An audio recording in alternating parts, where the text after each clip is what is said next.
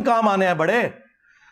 ٹھیک ہے, تمہارا دعویٰ ہے کہ میں نے ایک فرقہ لانچ کیا ہے بقول تمہارے, تو پھر اس فرقے کا بڑا تو میں ہوا نا, تو اپنے بڑے نکالو نا.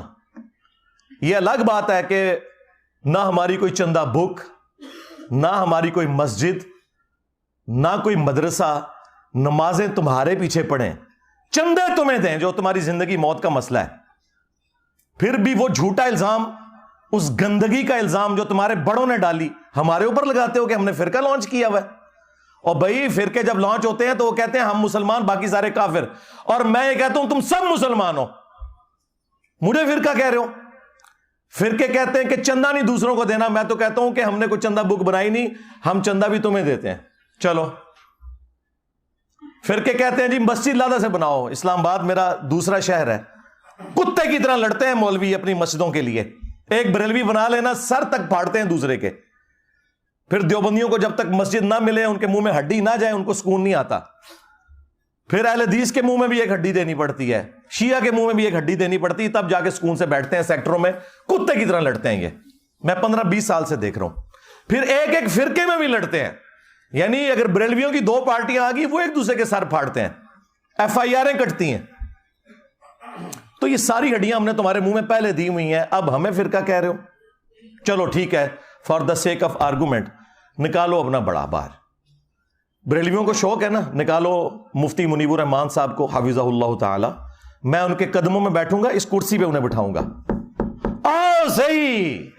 ہاں, جو بندیوں کو بڑا گھمنڈ ہے نا, نکالو مفتی تقی عثمانی صاحب کو. اہل حدیث کو گھمنڈ ہے, ساجد میر صاحب کو نکالو. شیعہ کو کوئی ایشو ہے تو ساجد نقوی صاحب کو نکالو, میں ان کے قدموں میں بیٹھوں گا.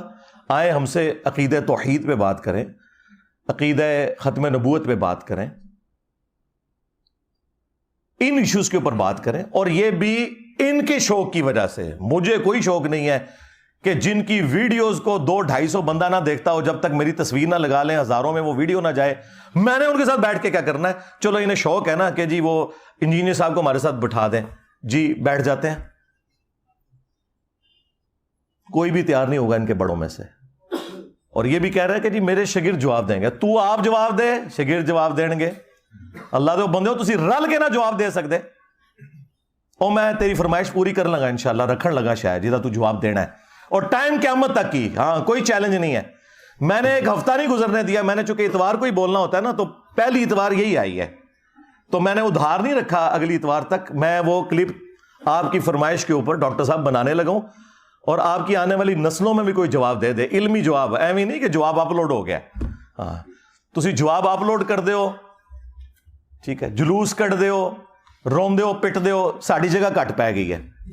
اتنے سکون سے میں بیٹھا ہوتا تھا یار 200-250 بندوں کو لے کے, انہوں نے بیٹھے بٹھائے کتنی بڑی مصیبت میرے لیے کھڑی کر دی ہے.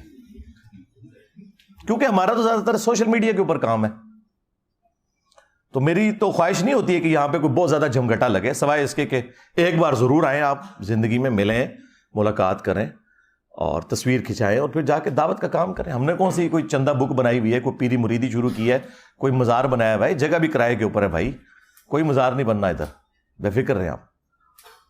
تو یہ سامنے بڑوں کو لے کے آئیں یا خود آئیں, یہ بچوں کو چھوڑیں.